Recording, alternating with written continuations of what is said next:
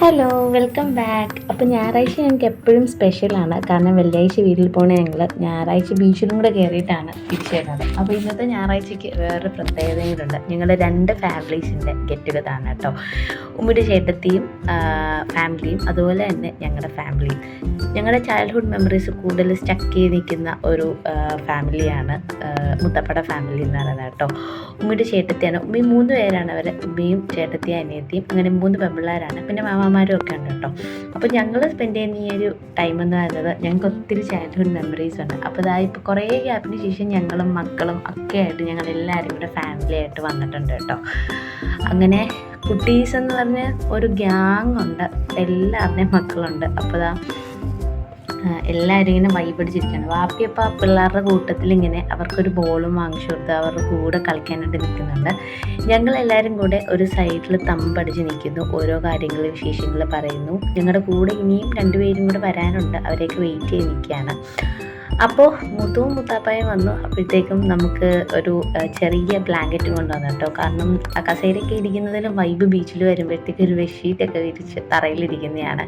കുറേ വർഷങ്ങൾക്ക് മുന്നേ ഞങ്ങൾ ഇതൊക്കെ വന്ന് സ്പെൻഡ് ചെയ്തുകൊണ്ടിരുന്നതാണ്. ഇപ്പോൾ എല്ലാവർക്കും ഓരോ തിരക്കുകളാണ്. അങ്ങനത്തെ ഫാമിലി ഓരോരുത്തരായിട്ട് വന്നു.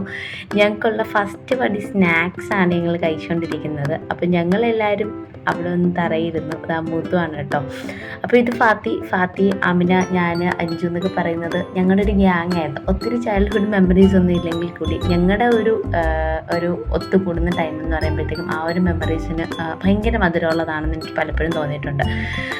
എല്ലാവരും ഓരോരുത്തരിലൊക്കെ എൻഗേജ്ഡ് ആയി കുഞ്ഞുങ്ങളൊക്കെ ആകുമ്പോഴാണ് ആ ഒരു സമയം എന്ന് പറയുന്നത് എത്രമാത്രം സ്പെഷ്യലായിരുന്നു. ആ ഒരു സമയത്തിൻ്റെയൊക്കെ ഒരു പ്രാധാന്യം മനസ്സിലാക്കുന്നത് ഇപ്പോഴാണ് കേട്ടോ. അപ്പോൾ ഞങ്ങൾ വെയിറ്റ് ചെയ്തിരുന്ന ആൾ വരുന്നത് കേട്ടോ, ആമിലായും കുഞ്ഞും. അപ്പോൾ 2ാമത്തെ ആളെ വീട്ടിലാക്കിയിട്ടാണ് അവൾ വന്നത്. അങ്ങനെ ഞങ്ങൾ എല്ലാവരും വന്നു, ഫാമിലി സെറ്റായി. ഞങ്ങൾ ആഗ്രഹിച്ചിരുന്ന ആ ഒരു കോംബോ വന്നു. അതിൻ്റെ ഇടയ്ക്ക് റയാൻ ഒപ്പിക്കുന്ന ഓരോ കാര്യങ്ങൾ കണ്ട് നല്ല കോമഡി ആയിരുന്നു കേട്ടോ. പിള്ളേരെല്ലാവരും കൂടി, അതായത് ഞങ്ങൾക്ക് ശേഷം ഞങ്ങളുടെ പിള്ളേരും ആ ഒരു കോംബോ വർക്കൗട്ട് ചെയ്യുന്നത് കണ്ടപ്പോൾ ഒത്തിരി സന്തോഷമായി.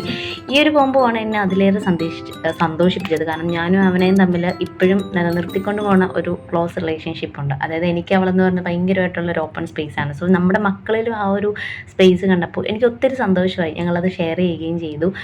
ജന്നാപ്പിയും ഐറാപ്പിയും നല്ല രീതിയിൽ തന്നെ അവർ കൂട്ടായി തുടങ്ങുന്നത് എന്തോ നമ്മുടെ ആ ഒരു മെമ്മറീസിലോട്ട് നമ്മളെ കൊണ്ടുപോകുന്ന പോലെയൊക്കെ തോന്നി.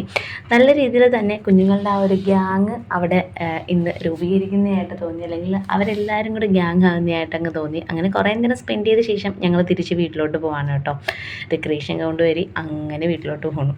അപ്പോൾ നമ്മുടെ വീഡിയോ ഇഷ്ടപ്പെട്ടെങ്കിൽ ലൈക്ക് ചെയ്യുക, ഷെയർ ചെയ്യുക, കമൻറ്റ് ചെയ്യുക, ചാനൽ ഒന്ന് സബ്സ്ക്രൈബ് ചെയ്യുക. Thank you.